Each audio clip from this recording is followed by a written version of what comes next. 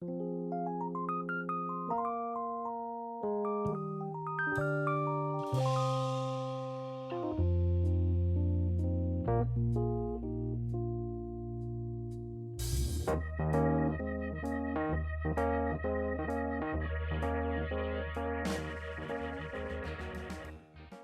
to I'm Still Here, a podcast on making art after kids. I'm Kate Tellers. And I'm Mary Adkins, and we're parents who are also people who make art. What do we mean by art, Mary? Just creative stuff. Awesome. Well, today we're here with artist Christian Maychack. Hello. Welcome. Hi. Thank you for being here, Christian. Thank you. It is an early hour, isn't it? It is 8 a.m. Well, early is relative, I guess, for all of us, right? Right. But it's 8 a.m. in like Midtown Manhattan. On a Sunday. On a Sunday morning. So that was... All of these are relevant facts. Yeah. We're coming from two different boroughs. Coming from Queens and Brooklyn. Yeah. And everyone has small children. Yeah. So the first thing we all shared was the time our kids woke up this morning. 6:40. 6:40. Which is late. Which is, you got to sleep in. You freaked out.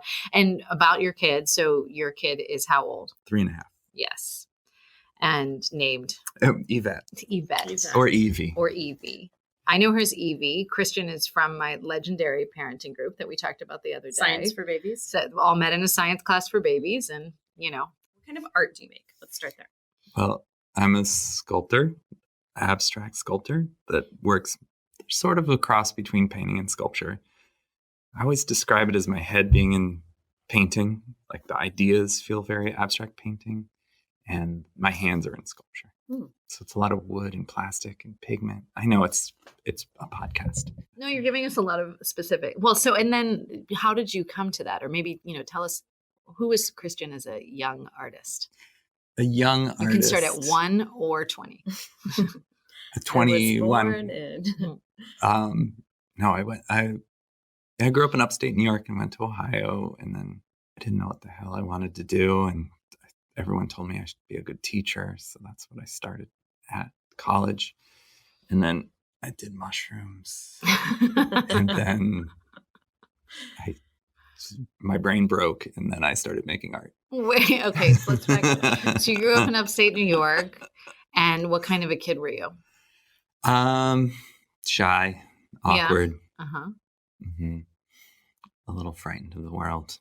Why do you think you were frightened of the world? I have no clue. Did you make stuff? Were you creative as a kid? I mean, no more than any other kid, really. I mean, just like parents keeping me busy with, crayons and paper. That's about the extent of it. And how'd you end up in Ohio from upstate? My dad just wanted a change. I think people in certain areas call it pulling a geographic when things aren't going well. You're like, let's move. So and then how old were you when you moved to Ohio? 14. And it was like a ripping away because I had seriously just only one friend. And he was like my best friend. I was kind of obsessed with him. In New York? Yeah. And you guys had to say goodbye. Yeah. I think this is so interesting. I'm actually really obsessed with what happens when you're 14. Oh, yeah. I think my parents split when I was 14, and I think I keep mentioning this, like, sorry, Dad, because he feels terrible about it. But I think it's it's the time of your life where you're going from where you're in between being a kid and like sort of not an adult, but like your own person. And particularly with one friend. What's happened with that friend, by the way? He's still one of my best friends. We've been friends since kindergarten. How did you keep in touch back then? Well, that's the interesting part. Like I moved to Ohio and it was horrible. Yeah. And then we decided to send a cassette tape back and forth. So we'd record like a half hour, 45 minutes, and then mail it and then sit in a closet and record on a little boombox. I kind of almost can picture the boombox I was using. And then I found it in my early 20s. I got it converted to MP3. Yeah. So now I have it, and I'm sure I'll have to convert it to something else at some other point. But it is horrifying, embarrassing, and really sweet all at the same time. Like listening to this. It's basically just girls' comic books. Girls, comic books. Yeah. Yeah, that's what I was like trying to picture girls' comic books. Girls and comic books. And there's things, you know, I can see now that I couldn't see then, like just the way we acted and with some retrospect and knowing what was going on in our lives. Yeah. And I don't know. It was like listening to them. I just remember finding them and listening to them in my parents' place, sitting on the rug, being in my 20s in the dark, Yeah. like listening to them and feeling that feeling of being 14. Yeah. It's weird how it brings me back. The Yeah. audio just can do that in a way that no picture can. Yeah. And I've taken so many more audio clips of my daughter than I have videos because I knew it could put me there in a way that just watching a video couldn't. Then you did mushrooms, your brain broke. And then were you always into visual art? Was it always sculpture or did you? I mean, I started drawing. I took like a drawing class after my brain broke. And it was like with a TA. And she really pushed me. She was like, you're actually good at this. And like, you should keep trying. And I had no self-confidence, like no confidence whatsoever in any part of my life. Yeah. And I started to see like a little spark of confidence in that world. And then after just that one drawing class, the next semester I dropped half of my education classes and took a painting class in the place of half my education classes. And then by the end of that semester, I dropped the rest of the education classes. And I just filled it with art classes after that. And so I ended up going undergrad for 7 years, I think. Total. It really slowed me down.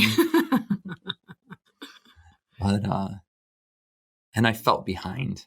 I don't know how you feel behind at 21, but I did. Yeah. Like everyone behind at 21. I did. I've always felt behind. Yeah. Well, everyone creative was like, I knew I wanted to do this since I was in kindergarten. And I was like, screw you. I just figured this out. Yeah. And I'm still 21. Like I'm very young. Yeah. Yeah. But it does feel, yeah. So yeah, I just dove in and kind of immediately went to making abstract work and kind of got obsessed.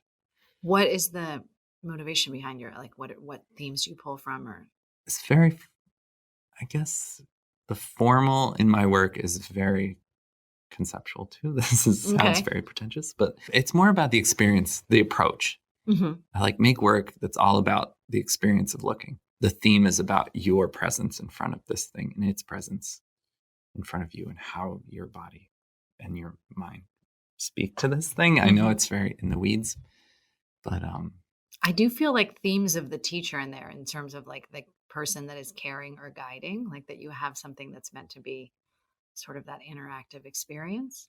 Maybe. There's not much directing though. Yeah. There's like parameter setting. Right. I'm like, here's the thing. I can't control how you think about it. Yeah. But I can set parameters. But how do you get to Brooklyn? I was living in San Francisco after Ohio. I moved there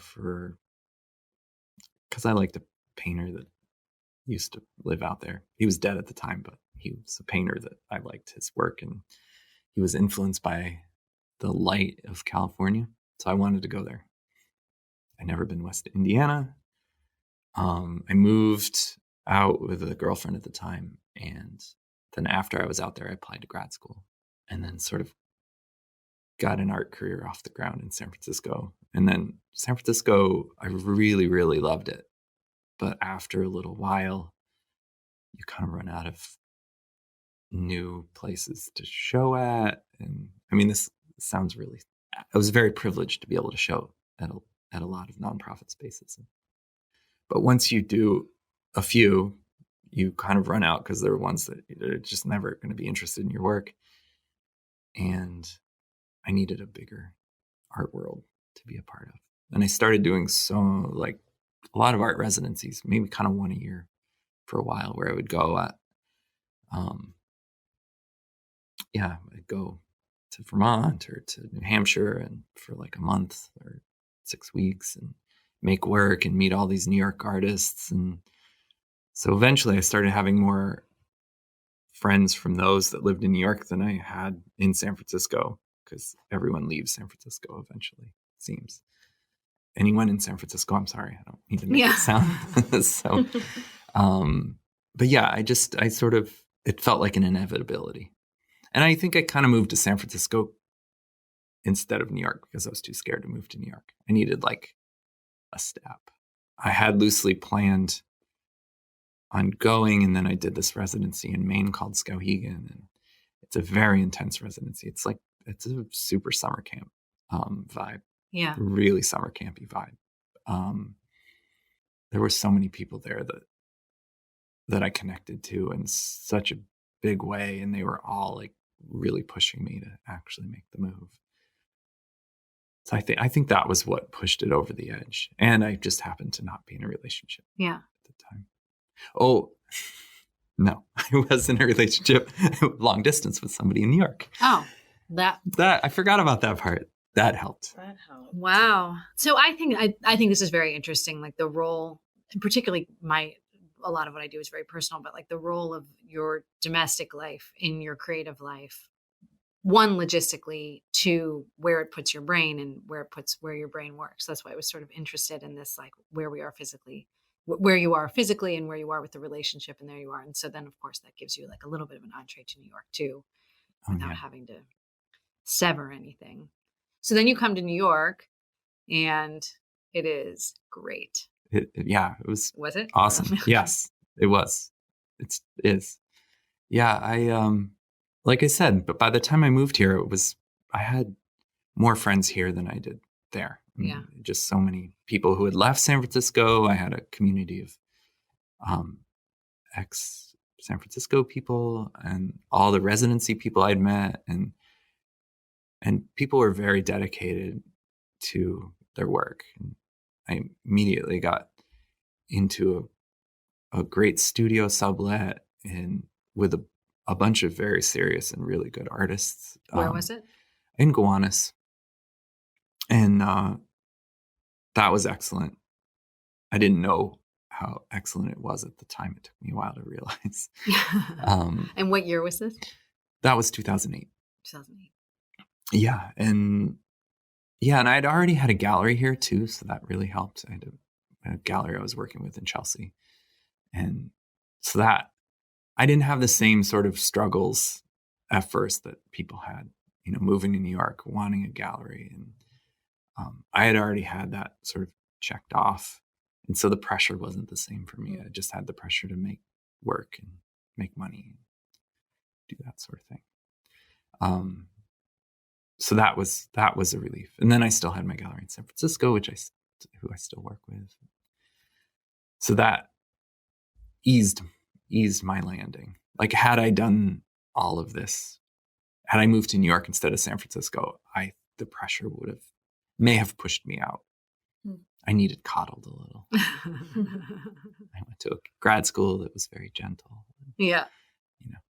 I needed that, I think. As much as I wished I had like gone to a prestigious school that had got me into a better art world track, I think it would have wrecked me instead. Yeah, I don't usually hear that art grad school is gentle. I mean, I'm harder on myself than the people at my grad school were on Where me. did you go? San Francisco State University. So it wasn't good that you weren't broken by grad school. That's great. Yeah, I mean, it was kind of a DIY program. Like they didn't have a lot of money. I mean, we only paid like $2,000 a year to go there. So that's like 1 month of childcare in New York. Yeah, exactly. I just had one artist, Francis Cape, who kicked my ass in a way that I think grad school had I gone to like Yale or something would have kicked my ass. And he did. And he threw me into like a tailspin of like questioning everything I'd done up to that point. And it worked. It worked. Spent a lot of time lying around, feeling like not knowing what the hell I was going to do with myself. And then by the end of the residency, I had sort of picked a new direction. That's kind of where I've been since. How long was that residency? I think it was 6 weeks. Yeah. It was middle of summer out in the woods. And so you're living in New York City. You have your studio space. You have your gallery. Things are going well. You meet Susan. Mm-hmm. While I was... While you were what? While I was still living with my ex. We had broken up a month a few weeks before. Uh-huh. And, that New York thing where you're like, we can't afford to leave. Yeah. So, and we still need to look for a place. So we're just going to keep living together. Yeah, we're going to sleep in the same bed, but yeah. Respectfully cohabitate. Yes, exactly. And I met Susan. Yeah. At an art opening. That painting, there's a painting at the top of our stairs. You've been to our house, Kate. Yes. Lauren Luloff. And that painting is the person whose opening we met at. Oh. Yeah. Oh, I didn't know the story behind that painting. Yeah. That's awesome. So yeah, Susan is not like any other person that I've ever dated, and kind of purposefully. I mean, I needed to break a pattern of mine. What was your pattern? My pattern was dating women that I wanted to take care of, like in a way that interesting that I saw something that like there was a hurt or that I wanted to take care of and not fix, but just I don't know what that's called, but there's probably a word for it. And Susan was like assertive and like in a way that I was not used to and that I was in love with, and just kind of, I don't know, the way she moved through the world was so different than anyone I'd ever dated before. And I was sort of like, I need this in my life. Yeah, like I said, I can't remember exactly how long, but it was probably a year and a half before we decided to have a child together. It felt very fast moving. Yeah. Like to be on like to just sort of jump on a fast moving train and just be like, okay, this is where we're going. We're going here and now we're going here. And I did not realize how flexible I could be or how much my sense of time would change or how productive I could be in such short amounts of time. And I feel like every parent has to figure this out or just is forced into figuring it out. Like you have no choice. So I stayed at home with Evie. Susan, my wife, is a school teacher. She works full time and it's a very intense job. I stayed home with Evie, which was kind of a shock at first, like just like learning how to be that present and focused on a being all day long, especially at that age when they're so young. Did you guys just always know when the baby was going to come?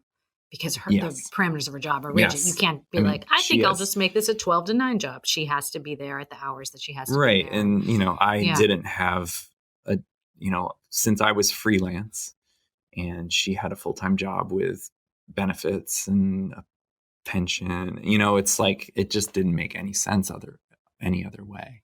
My focus became like, how do I get Evie to nap for past 30 minutes so that I can clean up the kitchen and maybe get down to my studio for 10? Before Evie, I spent a lot of time working on art, spinning my wheels, just thinking, obsessing about like, what am I going to do with this piece? What idea next?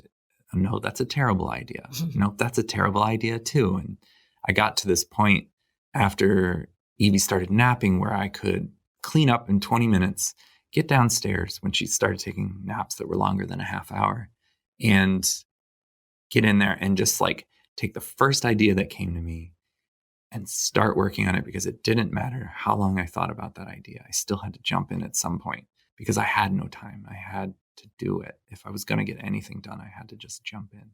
I think, at first, maybe the work was a little stiff. I was working through old ideas that I had started before Evie was born and finishing a lot of things.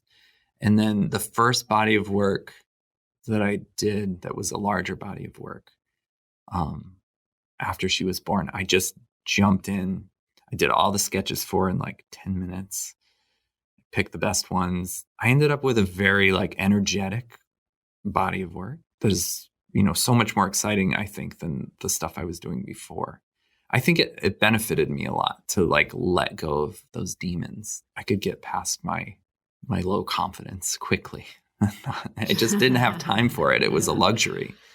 Yeah, I relate to this so much, and I'm still like Finn is 6 months, so I don't know how the quality has been affected, but what I do relate to is I don't have time to sit here and think about it. I have to make a decision and like write this scene. Like I have 20 minutes to write this scene, so the scene is going to get written. And so I'm so much more efficient than I was before. And the writers I've known have had a very specific like schedule. The ones that weren't parents had like, I have to write at this time, and I have to have complete silence, and I have to, put on this sound machine, or like rituals, very, very yeah. specific rituals. And has that changed? I was never very ritualistic, but what I would do, like my writing would just stretch to fill all of the free time in my day. Mm-hmm. Like I would just spend so many hours working on it. And so when I had a kid, I was also scared because I knew I wasn't going to have that. And I don't have that, of course. I've realized now the value in like 10 minutes. Whereas before I thought in hours, now I think in minutes. Yeah, the interstitial like time that Yeah. you have is just like completely, and you find room in between even those small bits too sometimes. Totally. Do you relate to this? Yeah, I mean, I am much more aware of like the waste. I mean, I also think like I have to put on so many different heads. I think we all do. Like the head you have as a creative person is different than the head you have as a parent, even though those two can complement each other. Even within my work at the Moth, sometimes it is like full blown heart creative, and then I have to like get on a phone call with Google to talk, the applicability of storytelling to communication and like those shifts. So trying to make those shifts intentional and specific instead of just feeling like there's a bunch of competing white noise in my brain is a really big challenge. Like it's hard to say my brain has to be here in the morning and here in the afternoon when all of these things are sort of happening at the same time. Yeah. So it's the awareness of like, I'm not going to do my best, like heartful thinking if I've just come off of this phone call. So what can I do in this piece of time to transition into this is an ongoing challenge for me. So no Facebook. Truly, I mean, like, I think I was so aware that I needed time to switch my brain, but that's such a terrible way to switch your brain because it just activates something else. It feels like you're slowing your brain down, but you're really not. So like finding a different way to do it, even if it's just like sitting still or taking a walk or like stepping away for 5 minutes has been the important lesson for me. Like, what are the things that I'm doing to sort of like cleanse my brain? And what are the things that I'm doing that are like noise to avoid the uncomfortable shift? Do you think some of the efficiency that you had when you were first making art after Evie was born, what do you think the relationship to that was from your fear prior to her being, your biggest fear wasn't like, will my baby be healthy? It was, will I survive as an artist? Yeah, I mean, it's definitely like I didn't see making art with less time. I just didn't. I spent 20, 30 hours a week, and I was like, if I only have 10 hours a week, that's not going to be enough. Yeah. And it was, I could, after a while, I mean, for a while, it was just like struggle. Yeah. Getting her to nap for, like I said, over a half hour. And just like, it's crazy at first, as you all know. Mm-hmm. It's hard to imagine anyone who couldn't keep working on something creative, especially that takes so much discipline, and to keep doing it after having kids is, I feel like, really impressive. I think in those early days too, it's like my kid naps, sure, but every time I put my kid in the bed, I don't know if I have 5 minutes or 4 hours. Oh yeah. It's like, it's not like you have a kid napping. It's like you're in this constant dance. So it is that brain shift is so hard because it's like, I don't know if I'm going to have to go to war for the next 40 minutes or if this is sheer bliss. Yeah. And so you have to become really agile, or I guess you don't have to, but to be successful or to be productive at it, I suppose. Yeah, especially at first too, because, there are things you can't do while they're awake. You just can't when they're really young. So like you have solder. to get those. Yeah. But I just mean like housework stuff, Yeah. My work, I can't do around her at all. It's too dangerous. Yeah. Woodworking is not probably ideal for kids. But like even things like, I don't know, cleaning up or doing the dishes, like, was impossible when she was really little. Yeah. Unless I, had her in a ring sling or something. And even that wasn't worth it. So if she got the nap, like, get that stuff done like in the first 10, 20 minutes, and get out of the way. Now I save that stuff for later when she's awake because she plays by herself. So it's like, yeah, that's coming, for you. I was thinking on the way here, I was thinking about like things being jettisoned, like the different way your brain works memory wise. Like you just don't think about things in the same way. And I feel like it helps you focus on the moment more, but also is a horrible for remembering your friends' names. Like, but definitely time has changed. Like my use of time I fill every second of my day with anything like, oh, I'm going to watch TV. Oh, I better do my stretching while I watch TV. It's like or fold laundry while I watch TV. It's like I don't relax. That's a change. It's good. I mean, it's not good to not relax, but it is good to feel productive, I guess, with your whole day. If I could do something while I slept, it'd be awesome.